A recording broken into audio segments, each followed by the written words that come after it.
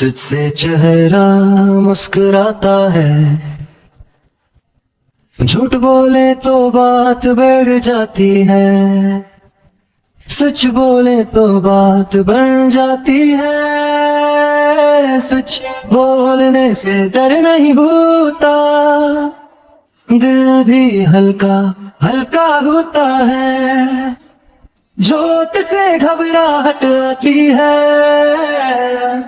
सच से खुशी मिल जाती है। अम्मी अब खुश हो जाते हैं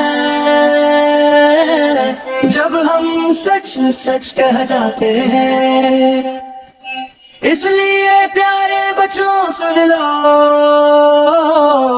सच बोलो।